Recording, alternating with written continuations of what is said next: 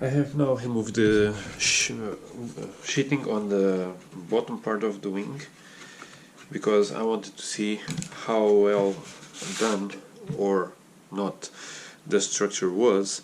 So what I found is that again the shear webs are incorrectly installed, the incorrect size. There are lots of gaps and they do not go over both spars in full. So I decided that I'm going to try to save this wing, and I'm going to substitute, to replace all of the shear webs with new ones that are going to be a tight fit. I have now also been able to remove this plywood doubler and replace it with the retractable landing gear. This one I'm going to leave here, so it has both the fixed and the retractable landing gear double, because, well, the mounts will cover it also, so I will leave it there. It helps in some resistance to the gear also. I'm glad I did this because the fixed landing gear was glued just with a little cyano, so I was able to remove this by hand. This was going to end in disaster in the first landing I made if I could take off. Maybe yes, because normally here we take off from paved runways, but anyway, it wouldn't take the landing for sure. It's a heavy airplane for its size, and I'm still going to cut the extension of the wing for the 35 because I flew the Learjet 31, which does not have it, so I'm going to cut it off and make some winglets, which the plane I flew had. So I'm going to prepare here I need to see where I'm going to cut. Yeah, I know it's going to be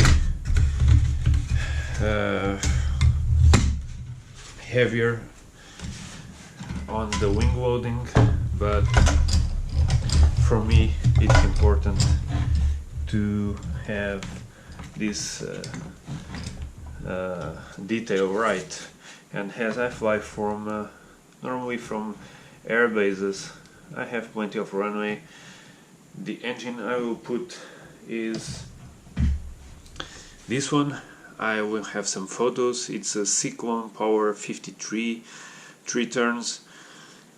It's well, I have never used it, but it's a 1400 watt motor. It's almost 2 horsepower, so I'm sure it will be fine for this, even with the higher wing loading. So let's get going.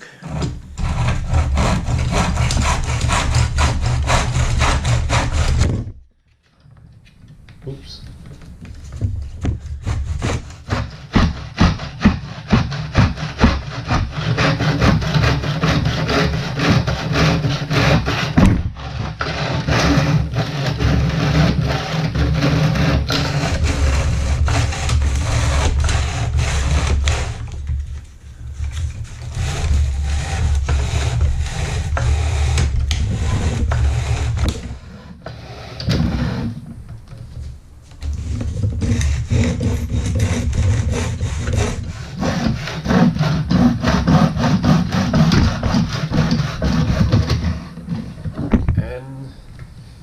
It's done.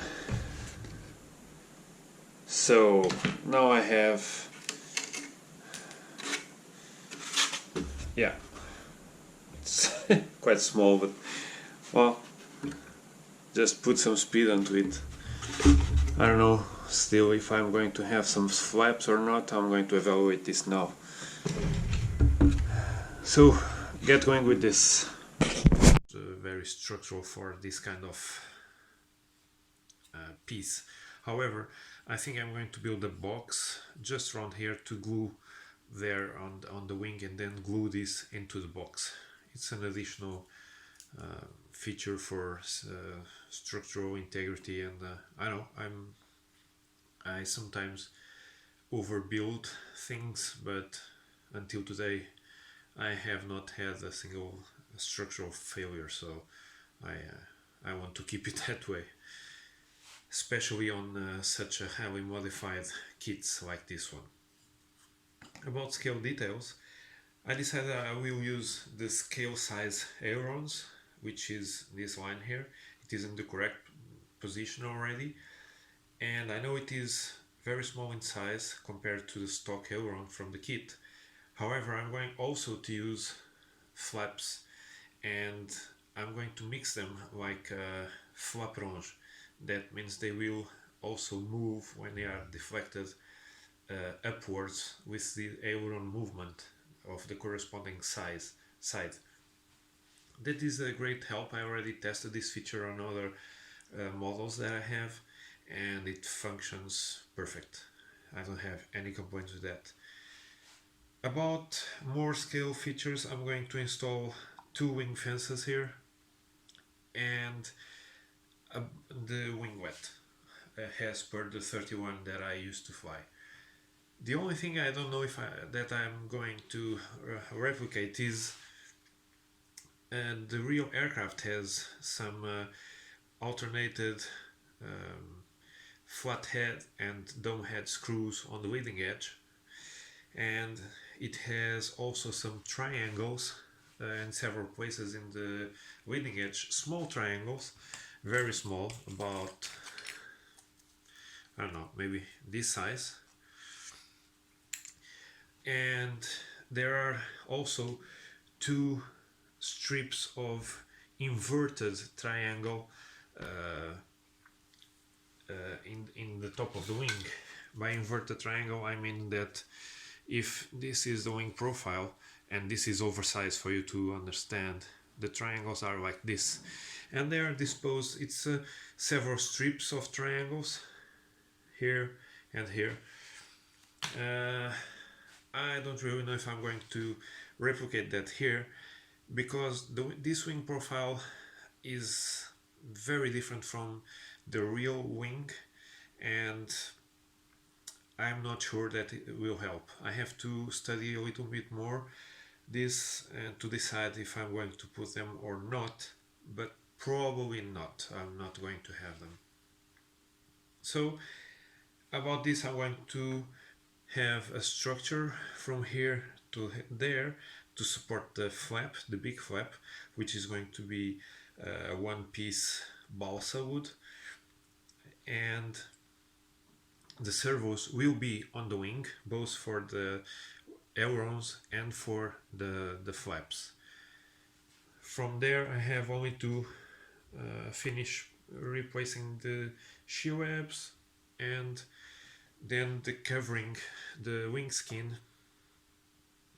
will probably come up to here instead of only to here as per the kit. I still, again, haven't decided on that, but as I'm going to have a servo here, I'm going to have a structure to secure the servo mount.